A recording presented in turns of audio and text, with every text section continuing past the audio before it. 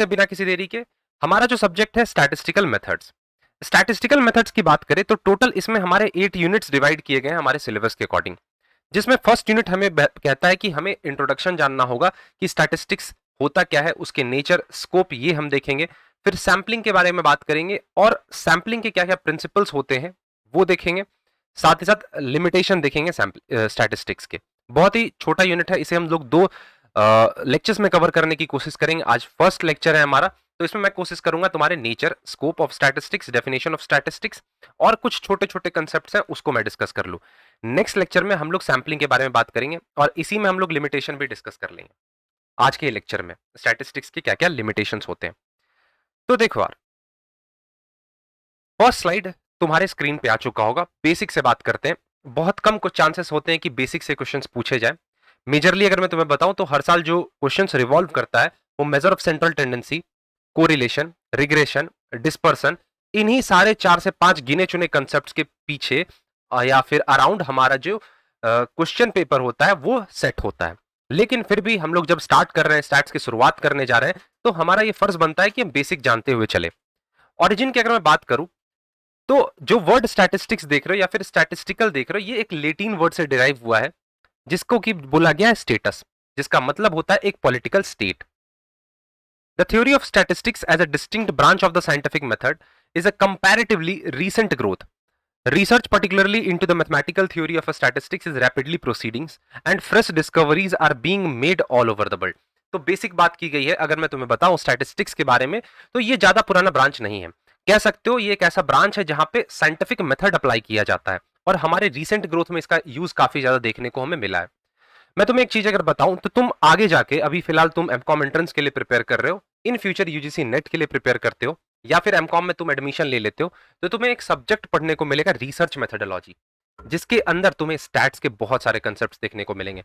फिलहाल तुमने हाइपोथेसिस वगैरह, एनोवा वगैरह हो सकता है ना पढ़ाओ, लेकिन तुम जब एमकॉम में जाओगे तो वो सारी चीजें तुम्हें देखने को मिलेगी और वो एक रिसर्च का हिस्सा होगा। तो स्टैटिस्टिक्स बहुत ही इंपॉर्टेंट पोर्शन हो जाता है हायर स्टडीज के पर्पज से भी।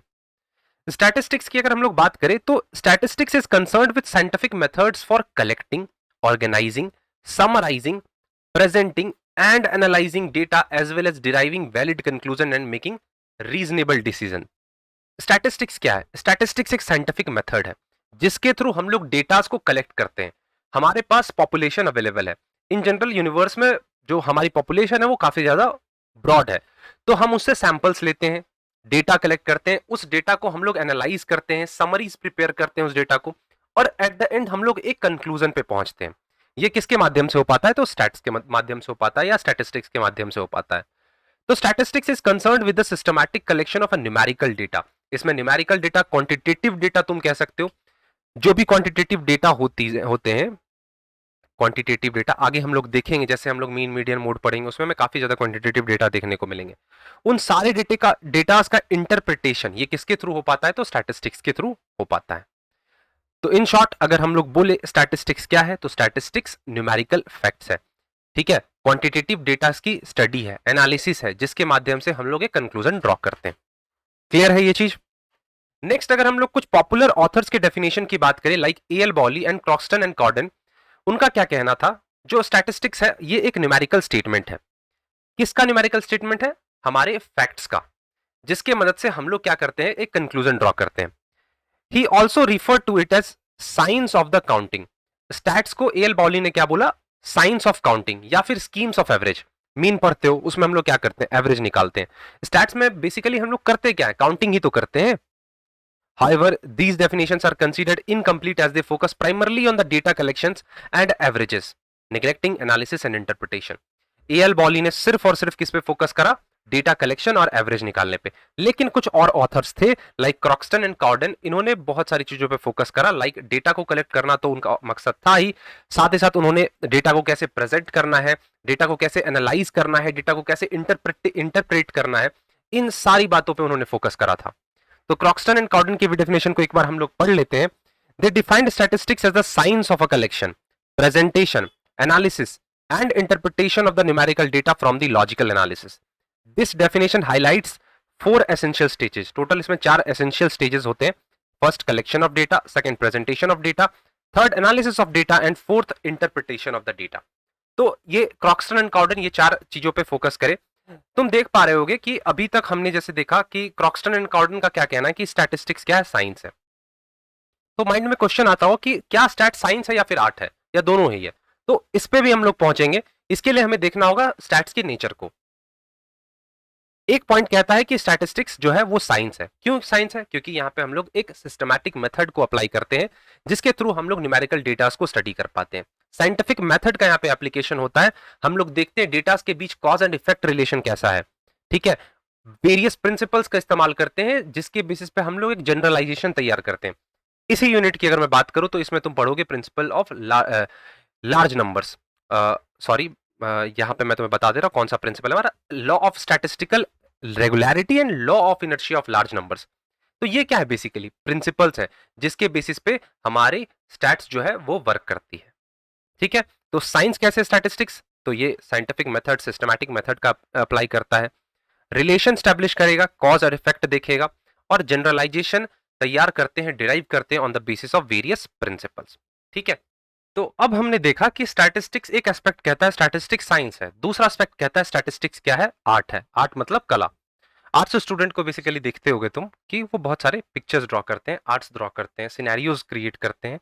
वो क्या है? उनकी कला है, उनकी स्किल्स है, एक्सपीरियंस है, नॉलेज है। तो साइंस में हमने बेसिकली देखा कि हम लोग साइंटिफिक मेथड का एप्लीकेशन करते हैं। अब हम आर्ट की अगर बात करें तो आर्ट में हमने जो भी नॉलेजेस गेन करा है उसे हम लोग क्या करते हैं? प्रैक्टिकली अप्लाई करते हैं।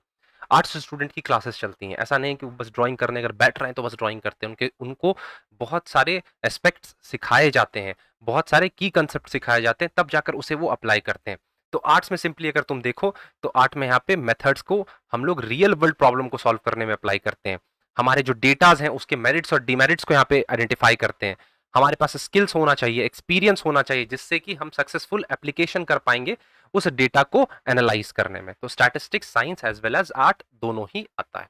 अब अगर स्कोप की बात करें तो स्कोप का मतलब क्या होता है? स्टैटिस्टिक्स के दायरे। मतलब स्टैटिस्टिक्स बेसिकली कहां तक फैला हुआ है, उसकी रेंज कहां तक है। तो सबसे पहले अगर तुम देखो स्कोप ऑफ स्टैटिस्टिक्स की अगर मैं बात करूं तो सबसे फर्स्ट यहां पे आता है social science. Statistics play a crucial role in the discipline, जैसे कि sociology, psychology, economics. Social science की अगर बात हो रही है तो कौन कौन से तीन एस्पेक्ट आ जाएंगे इसमें?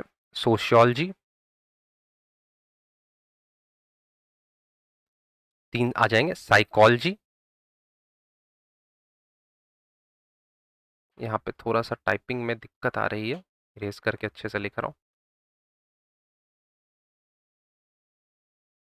साइकोलॉजी, और तीसरा हमारा आता है इकोनॉमिक्स। सोशल साइंस की जैसे बात आ जाए तो ये सारे क्या है? डिसिप्लिन्स है। स्टैटिस्टिक्स आपको इन सारे ही फील्ड्स में देखने को मिल जाएंगे। अब स्टैट्स के माध्यम से हम लोग ट्रेंड्स एनालाइज करते हैं, सर्वेस कंडक्ट करते हैं, गवर्नमेंट जो पॉलिसीज तैयार करती है पब्लिक के लिए उसको प्रॉपरली उसको इवेल्युएट करना, रिसर्चर्स को कंक्लूजन ड्रॉ करने में मदद करना, ये सारे चीजें किसके थ्रू हो पाती हैं? स्टैट्स के थ्रू ही हो पाते हैं। Business and commerce. Business and commerce की अगर मैं बात करूं तो अगर आपको कोई अगर प्रोडक्ट लॉन्च करना है तो जाहिर सी बात है आपको मार्केट रिसर्च करना होगा। सबसे पहले उस प्रोडक्ट के बारे में रिसर्च करना होगा, आपके कंपटीटर्स के बारे में रिसर्च करना होगा, वेरियस क्वालिटी कंट्रोल मेथड्स लगाने होंगे, फाइनेंशियल एनालिसिस करना होगा। ये सारी चीजें किसके थ्रू ही हो पाएंगी? स्टैट्स के थ्रू ही हो पाएंगे। हेल्थ इंडस्ट्री में ले लो, मेडिकल इंडस्ट्री में ले लो, जो मेडिकल रिसर्च के लिए भी स्टैटिस्टिक्स काफी ज्यादा इंपॉर्टेंट हो जाता है। मैंने तुम्हें बोला था ना कि स्टैटिस्टिक्स बहुत ही इंपॉर्टेंट कंसेप्ट है इन फ्यूचर हायर स्टडीज में, एमकॉम में, सेमेस्टर एग्जाम्स में तुम्हें रिसर्च मेथडोलॉजी नाम का सब्जेक्ट देखने को मिलेगा, उसमें तुम्हें स्टैट्स देखने को मिल जाएगा उसी सब्जेक्ट के अंदर। तो बेसिकली रिसर्च में काम आना, चाहे वो किसी भी फील्ड का रिसर्च हो, स्टैट्स का इंपॉर्टेंट रोल हो जाता है वहां पे। ठीक है, नेक्स्ट बात करें एजुकेशन के फील्ड में तो जाहिर सी बात है स्टैट्स तुम्हें देखने को मिलेगी। पॉलिसी फॉर्मुलेशन में किसी स्टूडेंट के परफॉर्मेंस को इवैल्यूएट करना है, ठीक है, उसमें भी तुम्हें स्टैट्स देखने को मिलता है। गवर्नमेंट के द्वारा पॉलिसीज बनाना, गवर्नमेंट के द्वारा डेटाज रिलीज करना, कोई भी डेटा, फैक्चुअल डेटा, चाहे वो चार्ट के फॉर्म में हो, टेबुलर फॉर्म में हो, पाई चार्ट के फॉर्म हो, ये सारी चीजें किसके थ्रू हो पाती हैं? स्टैट्स के थ्रू हो पाती हैं। सरकार हर साल कुछ ना कुछ डेटा रिलीज करती है, वो रिसर्च करती है स्टैट्स के थ्रू, फिर उस डेटा को रिलीज करना, तैयार करके एक प्रॉपर फॉर्मेट में, ये भी स्टैट्स के थ्रू हो पाता है। इकोनॉमिक प्लानिंग करना स्टैट्स के थ्रू ही हो पाएगा। तो ये बेसिकली क्या है? ये दायरे हैं किसके? स्टैटिस्टिक्स के, ये सारे दायरे। आई होप चीजें यहां तक तो क्लियर हुई होगी। माइंड में क्वेश्चन आ रहा होंगे, यार क्वेश्चन आते ही नहीं, आएंगे ही नहीं इस पर्टिकुलर चीज से, तो पढ़ना क्या? पढ़ना क्यों यार, तुम्हारे सिलेबस में कुछ कर नहीं सकते इस चीज का हम लोग, है ना। चलो 1 मिनट।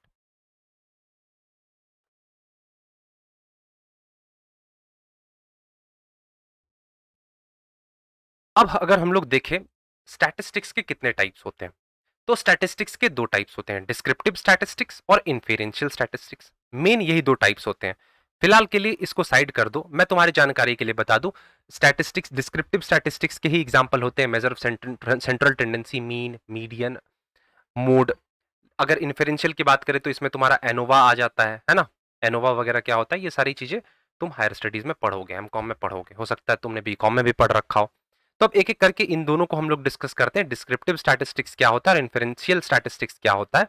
और ये सारे जो तुम देख रहे हो, mean, median, mode, range, variance, dispersion, ये सारे आने वाले लेक्चर्स में हम लोग डिस्कस करेंगे। हर पे एक सेपरेट क्लास मैं लूंगा। तो दो प्रकार के स्टैटिस्टिक्स होते हैं, डिस्क्रिप्टिव स्टैटिस्टिक्स, नाम से समझने की कोशिश करो कि ये हमें कोशिश कर रहा है किसी चीज को डिस्क्राइब करने की, किसी चीज को समझाने की, ठीक है। डिस्क्रिप्टिव स्टैटिस्टिक्स यूजेस डेटा, क्या करता है, डेटा का इस्तेमाल करता है। अब वो डेटा हमें डिस्क्रिप्शन प्रोवाइड करेंगे अबाउट एनीथिंग, कोई पॉपुलेशन हो सकता है, ठीक है। अब उस पॉपुलेशन का आपको वो क्या कर रहा है, एक डिस्क्रिप्टिव डेटा दे रहा है, उसके बारे में बता रहा है, उसके बारे में जानकारी दे रहा है, आपको ग्राफिकल समरी दे रहा है। It provides a graphical summary of data simply for summarising object. तो आसान भाषा में सिंपल इतना समझो, डिस्क्रिप्टिव स्टैटिस्टिक्स क्या काम करता है, हमें हमारा एक पिक्टोरियल प्रेजेंटेशन या फिर ग्राफिकल समरी, वो किसी भी प्रकार का हो, चाहे पिक्टोरियल हो, टेबुलर हो, ग्राफिकल हो, कैसा भी हो, हमें क्या करता है, कंक्लूजन समरी प्रोवाइड करने की कोशिश करता है। कंक्लूजन नहीं, हमें डेटा की समरी प्रोवाइड करने की कोशिश करता है। In the descriptive statistics the data is describe in a summarise way. The summarisation is done from the sample of population. Overall population है, उससे सैंपल लिया, अब उस सैंपल के माध्यम से हम यहाँ पे क्या कर रहे हैं, डेटा को समराइज कर रहे हैं। अब इसमें मीन का इस्तेमाल होता है, स्टैंडर्ड डेविएशन का इस्तेमाल होता है, चार्ट्स का, ग्राफ्स का, समरी मेजर्स का, जिससे क्या होता है, ओवरऑल सेट ऑफ डेटा को हम लोग एक्सप्लेन कर पाते हैं। Data is typically arranged and displayed in tables और ग्राफ्स समराइजिंग डिटेल, जैसे हिस्टोग्राम्स, पाई चार्ट्स, बार और scatter plots. Descriptive statistics are just descriptive and thus do not require normalization beyond the data collected। कुछ जितना आपने data collect किया है उससे ज्यादा आपको जाने की जरूरत नहीं होती है। आपने जितना किया उसके बेसिस पे, उसके माध्यम पे आपको क्या करना है, समरी जनरेट करना है, ठीक है। अब अगर हम लोग बात करें इन्फेरेंशियल स्टैटिस्टिक्स की, तो इन्फेरेंशियल स्टैटिस्टिक्स क्या करता है, इन्फेरेंसेस ड्रॉ करता है एंड प्रिडिक्शन देता है। इन्फेरेंस कह सकते हैं सर, एजम्पशन लगा रहे हो आप, है ना, एजम्पशन दे रहे हो आप अबाउट पॉपुलेशन। अब ये एजम्पशन देंगे हम लोग सैंपल डेटा के बेसिस पे देते हैं, ठीक है।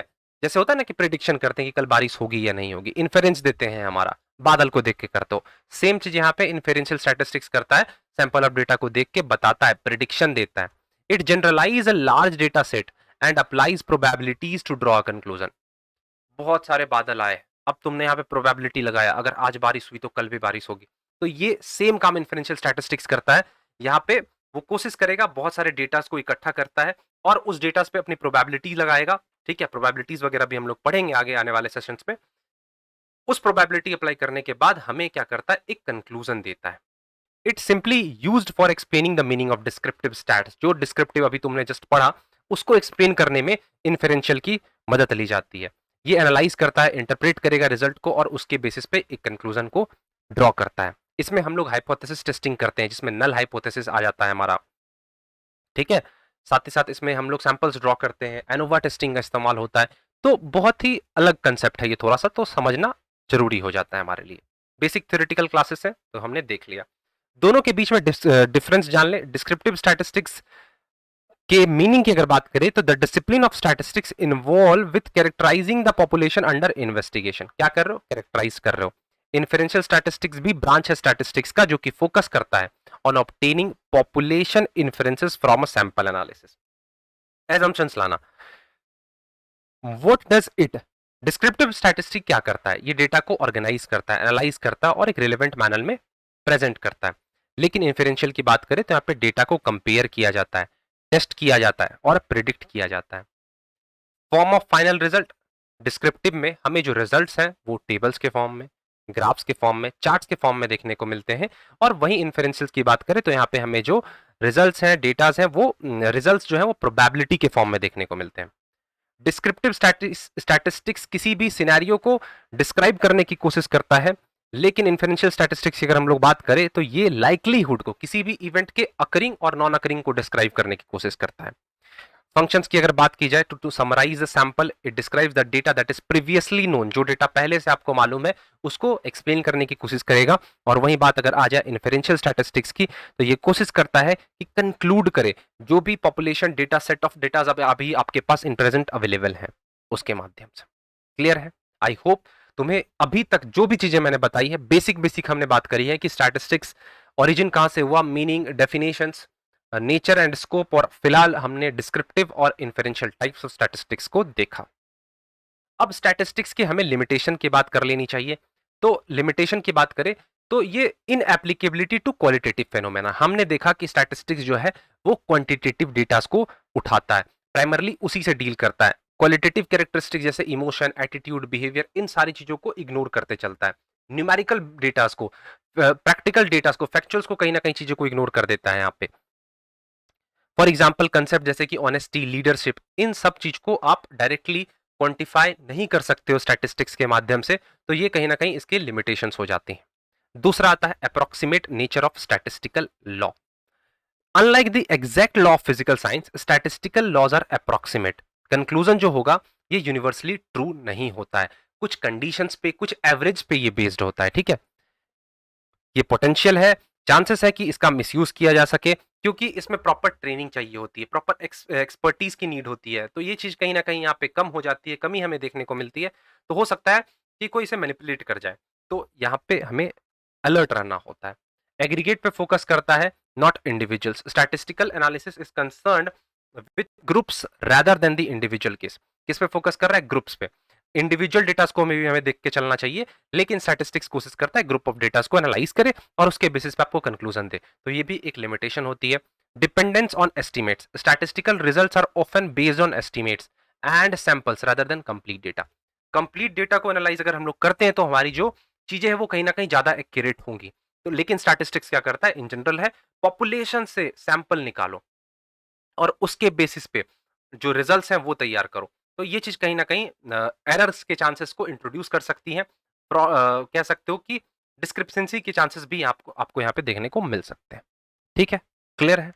अब हम एक और कंसेप्ट आज के सेशन में कोशिश करते हैं कि कवर कर ले, सो दैट हमारा जो अच्छा खासा पोर्शन कम टाइम के अंदर कवर होता चले। लेवल्स ऑफ मेजरमेंट की अगर हम लोग बात करें, जिसे कि हम लोग स्केल ऑफ मेजरमेंट की भी जिसे कि हम लोग स्केल ऑफ मेजरमेंट भी बोलते हैं, ये हमें बताता है कि हमारे जो वेरिएबल्स हैं वो कितने प्रिसाइजली रिकॉर्ड किए गए हैं। ठीक है, हम लोग डिफरेंट वैल्यूज लेते हैं, डिफरेंट डेटाज लेते हैं, उन सब चीज को हम लोग वेरिएबल नाम देते हैं। ठीक है, तो टोटल 4 लेवल्स होते हैं मेजरमेंट के: नॉमिनल, ऑर्डिनल, इंटरवल और रेशियो। नॉमिनल जो होता है सबसे स्मॉलेस्ट होता है। ठीक है, नॉमिनल सबसे छोटा होता है। यहाँ पे सिर्फ और सिर्फ डेटास को हम लोग कैटेगरी में बांटते हैं। ठीक है, क्या करते हैं? क्लासिफाई करते हैं। पूछे अगर कोई कि नॉमिनल क्या करता है, सिर्फ और सिर्फ ऑर्डर्स में, कैटेगरीज में बांटेगा, क्लासिफाई करेगा। अगर बात करें ऑर्डिनल स्केल की, तो यहाँ पे the data can be categorised and rank. Category में तो बांटते ही हैं, साथ ही साथ हम लोग रैंक देते हुए चलते हैं। जैसे कि जोमेटो से तुमने कुछ खाना मंगाया, अब उस खाने को तुम्हें कितने स्टार देने हैं, तो ये काम कहाँ करोगे? ऑर्डिनल में काम करोगे। इंटरवल की बात करें तो यहाँ पे डेटास की कैटेगरी बांटी जाती है, रैंक किया जाता है और प्रॉपरली स्पेस भी दिया जाता है। रेशियो स्केल की बात करें तो यहाँ पे कैटेगरी बटेगी, रैंक होगा और इवनली स्पेस होगा, और एक कंसेप्ट यहाँ पे नेचुरल जीरो का भी हमें देखने को मिलता है। आगे पढ़ते हैं इन चारों स्केल को हम लोग डिटेल में। Depending on the level of measurement of the variable, what you can do to analyze your data may be limited. There is a hierarchy in the complexity and precision in the level of measurement, from low, that is nominal, to high. ठीक है, अब हम लोग बात करें अगर nominal scale की, तो यहाँ पे सिर्फ और सिर्फ हम लोग क्या करते हैं? डेटा को कैटेगराइज करते हैं म्यूचुअली एक्सक्लूसिव ग्रुप में। यहाँ पे कोई भी ऑर्डर नहीं होता है कैटेगरीज के बीच में। जैसे कि कैटेगरी बांट देना सिटी ऑफ बर्थ के बेसिस पे, जेंडर के बेसिस पे, मेल है तो एम डिनोट कर दो, फीमेल है तो एफ कर दो, एथनिसिटी के बेसिस पे, कार ब्रांड्स के बेसिस पे, मैरिटल स्टेटस के बेसिस पे। तो यहाँ पे क्या कर रहे हो आप? सिर्फ और सिर्फ क्या कर रहे हो? क्लासिफाई कर रहे हो। क्या कर रहे हो? क्लासिफाई कर रहे हो या कैटेगराइज कर रहे हो। ऑर्डिनल लेवल की बात करें तो यहां हम कैटेगरी तो देते ही हैं, साथ ही साथ हम लोग रैंक भी बांटते हैं। टॉप 5 ओलंपिक मेडलिस्ट के नाम बताओ। लैंग्वेज एबिलिटी, जैसे कि लैंग्वेज में कौन सा बिगिनर है, इंटरमीडिएट है, कौन फ्लुएंट है, ये क्या रैंक है बेसिकली। लिकट टाइप क्वेश्चंस, ये रिसर्च में आता है, ये मेथड अप्लाई किया जाता है, लिकट स्केल। बेसिकली इसमें क्वेश्चंस रहते हैं कि आप सेटिस्फाइड हो, very satisfied, very dissatisfied, disappointed, बहुत सारी चीजें होती हैं। तो ये बेसिकली क्या करें, क्लासिफिकेशन तो हो ही रहा है, साथ ही साथ यहाँ पे कैटेगराइजेशन भी, सॉरी रैंकिंग भी देखने को हमें मिल रहा है। अब इंटरवल स्केल की बात करें या इंटरवल लेवल की बात करें, तो यहाँ पे हम लोग रैंक देते हैं, कैटेगरी बांटते हैं और इन्फर करते हैं कि इक्वल इंटरवल होना चाहिए दो डेटा पॉइंट सेट की। लेकिन यहाँ पे 0 पॉइंट नहीं होता है, एक चीज याद रख लेना। मतलब यहाँ पे टेस्ट के scores, personalities, temperature in Fahrenheit और सेल्सियस, ये सारी चीजें हम लोग यहाँ पे देखते चलते हैं। आगे क्या बोला था, difference between any two adjacent temperature is the same 1 degree but 0 degree is defined differently depending on the scale, it does not mean an absolute absence. मतलब यहाँ पे 0 डिग्री की बात यहाँ पे नहीं होती, लेकिन जैसे ही हम लोग रेशियो लेवल में आते हैं, यहाँ पे कैटेगरीज भी होगी, रैंकिंग भी होगी, इन्फर भी करेंगे, प्लस 0 पॉइंट भी होता है, ट्रू 0 पॉइंट। इंटरवल लेवल में ट्रू 0 पॉइंट नहीं होता है, इसमें ट्रू 0 पॉइंट होता है।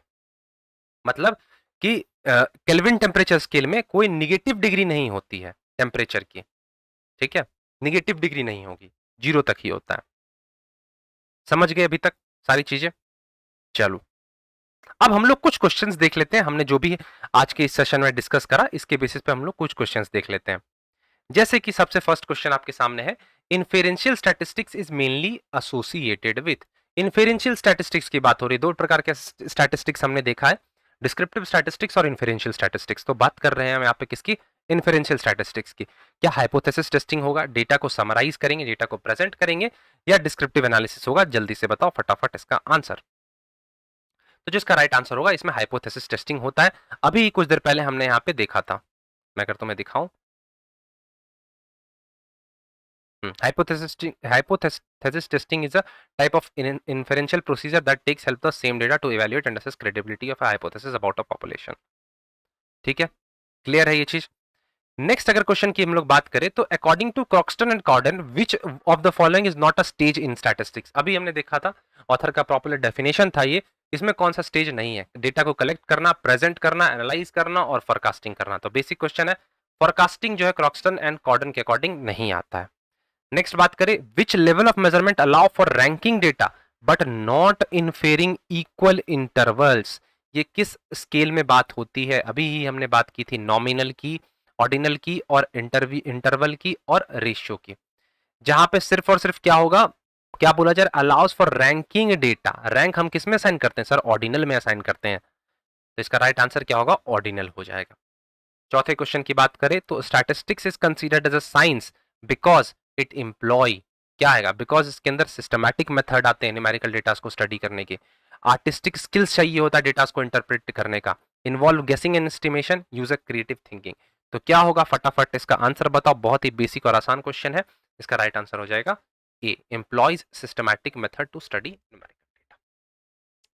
लास्ट क्वेश्चन तुम्हारे लिए होमवर्क है, the word statistics comes from the Latin word. Basic question हमने फर्स्ट स्लाइड में ही डिस्कस करा था, इसका आंसर तो कमेंट सेक्शन में यार जरूर इसका आंसर देना। देखो बेसिक क्वेश्चंस डिस्कस कर रहा हूं, तुम कहोगे भैया ये क्वेश्चंस इतने आसान क्वेश्चन कहां से आने वाले हैं? यार देखो फर्स्ट क्लास है, फर्स्ट क्लास से तुम ज्यादा एक्सपेक्ट मत करो कि इसमें हम लोग रॉकेट साइंस डिस्कस कर लेंगे। आने वाले सेशंस में हम लोग हर टाइप के क्वेश्चंस डिस्कस करते चलेंगे। जो क्वेश्चन